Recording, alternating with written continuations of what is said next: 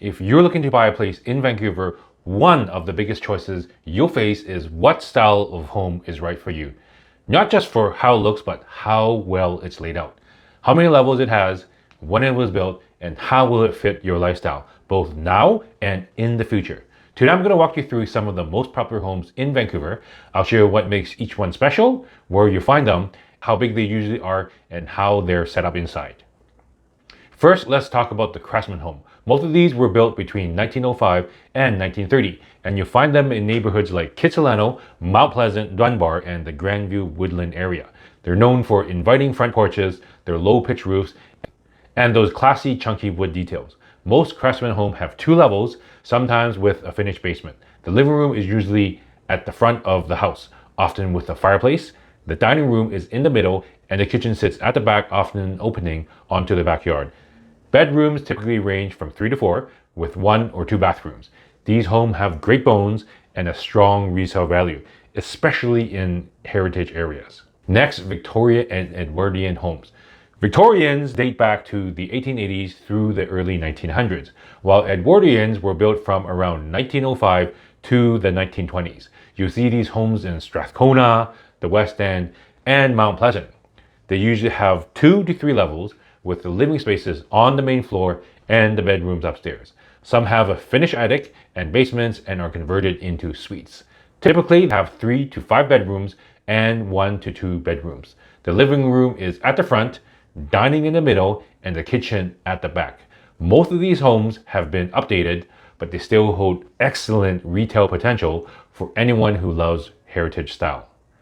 Now, the Vancouver Special. These were built mostly between 1965 and 1980 and are instantly recognizable with stucco tops and brick or stone bottoms.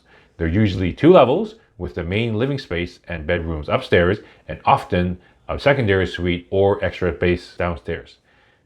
Bedrooms typically number 5 to 6 with 2 bedrooms with 2 to 3 bathrooms.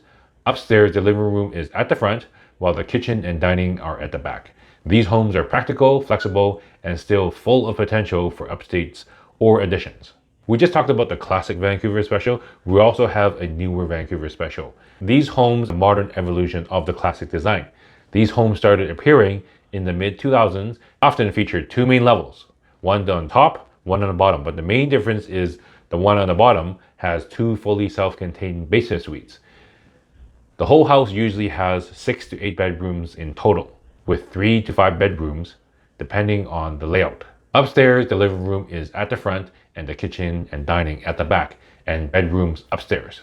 So basically, when you walk up to the upper level, you have the living area, you have the kitchen, and on the same level, you have the 3 bedrooms and the 2 washrooms on the other side. The basement suites also each have their own kitchen, each have their own bathroom and entrances, making them perfect for rental income or multi-generational families. You'll see these homes throughout East Vancouver, South Vancouver, and in parts of Burnaby. They keep the classic Vancouver Special look, but they really maximize space and potential for income, making them very appealing for investors and large families. Next, West Coast modern design. These homes became popular from the 1970s onwards and are common in West Vancouver, North forested areas. They are usually split level or 2 levels, often built to follow the slope of the land. Living rooms are front and center with huge windows, while the kitchen and dining rooms flow openly into the living space. There are usually 3 to 4 bedrooms and 2 to 3 bathrooms. These homes are airy, open, and designed to blend in well with nature, giving them a very light and spacious feel. Then we have the Laneway homes, which were developed in the 2000s. The city was running out of space, so basically they started with the city of Vancouver. You had a normal house plus a huge backyard. In the backyard, you usually have the garage that was there. So you took that garage footprint and made it into a livable space, a livable house, hence Laneway House. Many of these places have 2 levels. They have 2 bedrooms up top, living area on the main level, like the kitchen and the living room, and 2 washrooms, one on the bottom, one on the top. The one on the bottom is more or less like a powder room. Finally, you got the bungalows. These were mostly built between the 1920s and 1950s and can be found in many older Vancouver neighborhoods. These are single-level homes, often with a full basement. The living room is at the front, the kitchen is at the back, and the bedrooms are grouped on one side. So basically, when you walk into the entrance, you have the washroom, you have the 2 to 3 bedrooms, the kitchen area, and the living room all on that one level. Aside from the age, the main difference between a bungalow and a Vancouver Special is really how into the ground that they were built. For example, both have the basement suites, but with bungalows, the basement is actually underground by a few feet. With the Vancouver Special, the entire basement level sits above ground. Anyhow, the bungalows are simple, solid, easy to configure and renovate. So whether you love the historic charm of a Craftsman or Victorian, the mid-century practicality of a Vancouver Special, the modern functionality of a newer Vancouver Special, the airy West Coast modern, or the compact efficiency of a laneway home, or the bungalow, knowing the style, layout, levels, and the era will help you pick a home that fits your lifestyle now and for many years to come.